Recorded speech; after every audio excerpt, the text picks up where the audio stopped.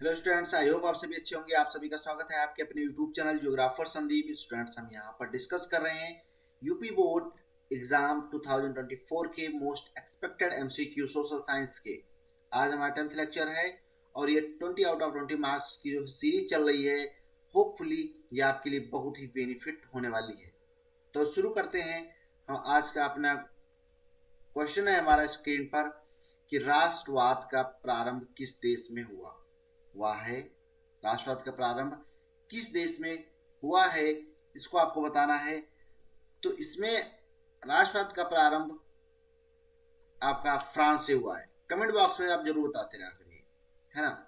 और 7 बजे डेली आप लोग कंटिन्यू रहा करिए जिससे आपको हेल्प मिले। ओके, तो गा आंसर इसका करेक्ट है। असहयोग आंदोलन का मुख्य कारण क्या था? रॉलेट एक्ट, खिलाफत आंदोलन,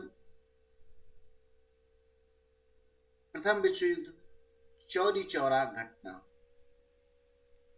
तो मुख्य कारण इसका यहाँ पर अगर हम बात करें तो असहयोग आंदोलन का मुख्य कारण प्रथम विश्व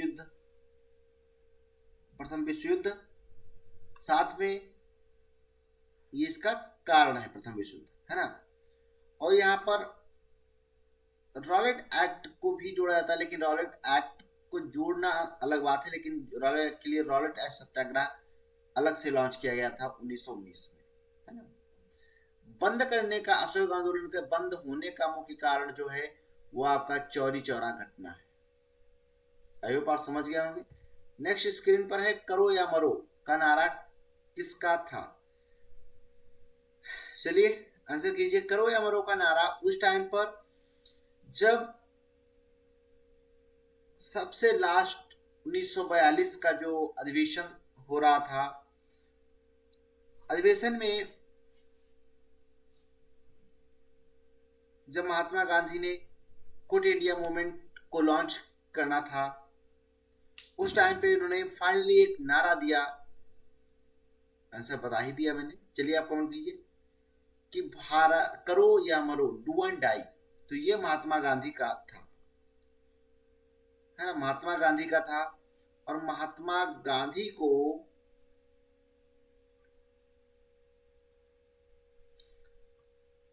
और यहीं पे हम अगर बात करें सुभाष चंद्र बोस का, तुम मुझे खून दो मैं तुम्हें आजादी दूंगा, ये सिंगापुर में बटालियन को संबोधित करते हुए सुभाष चंद्र बोस जी ने कहा था, आजाद हिंद फौज को संबोधित करते हुए, है ना।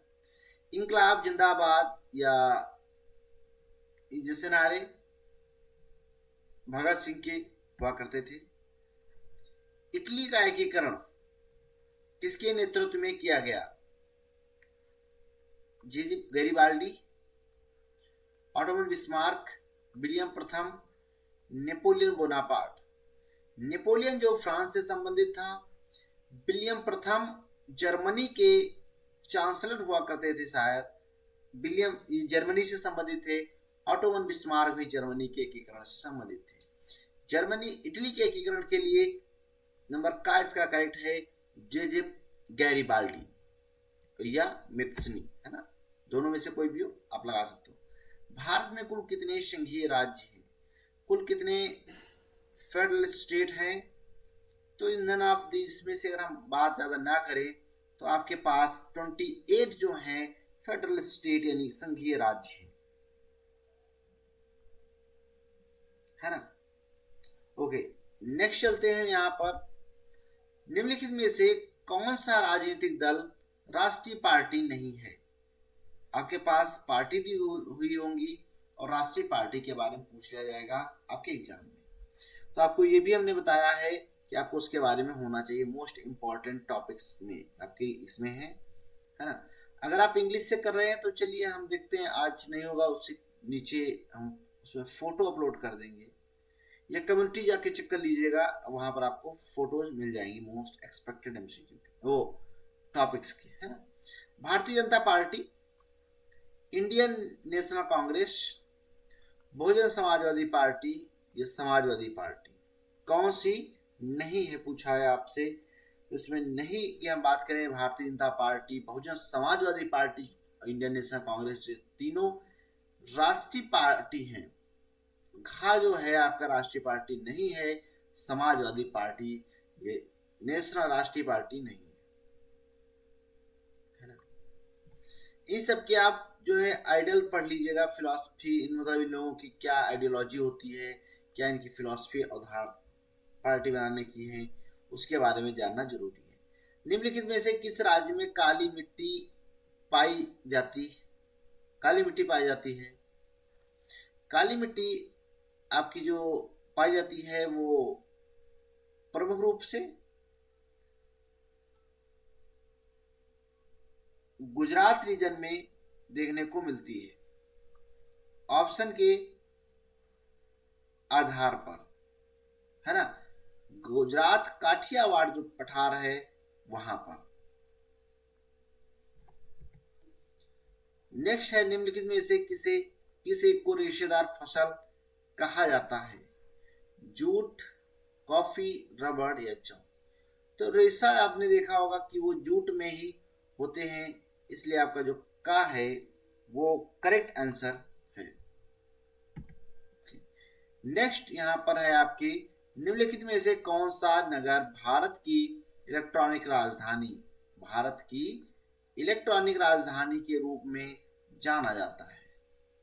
दिल्ली, लखनऊ, बेंगलुरु या भोपाल? तो इसमें जो करेक्ट है आपका वो है आपका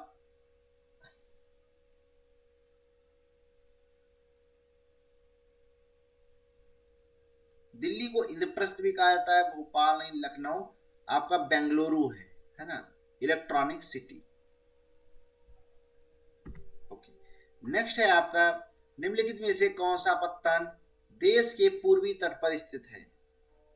कौन सा पत्तन यहाँ पर बंदरगाह पोर्ट पूर्वी तट का पूछ लिया गया। देखिए आप यहाँ पर हमने पूर्वी पश्चिमी सारे तट मैप वर्क में करा रखे हैं, आप जाके वहां से चेकआउट कर सकते हो, पढ़ सकते हो। तो वो एमसीक्यू के लिए भी आपके लिए बहुत ही हेल्पफुल होंगे और साथ में आपके मैप के लिए तो है ही। यहाँ पर आइए बात करते हैं, कांडला जो है पश्चिम में है, मतलब गुजरात में है, पश्चिम में। मुंबई आपका पश्चिम में है जो कि महाराष्ट्र में है। कोची केरल में है, अब केरल पश्चिम में है तो जाहिर सी बात है पश्चिम का है। पूर्व की अगर हम बात करें तो विशाखापत्तनम आंध्र प्रदेश में है। आंध्र प्रदेश आपका पूर्वी तट पर स्थित है, उसका जो तट है बंगाल की खाड़ी से साझा करता है। तो इस वजह से इस तरह से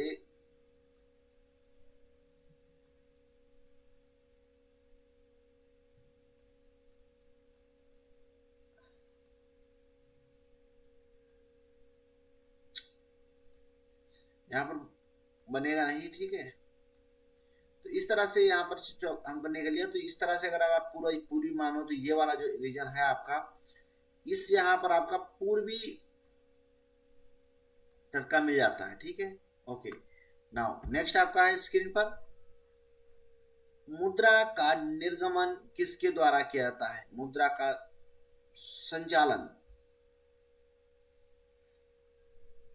का संचालन इसमें से किसी और से नहीं, भारतीय रिजर्व बैंक के द्वारा किया जाता है,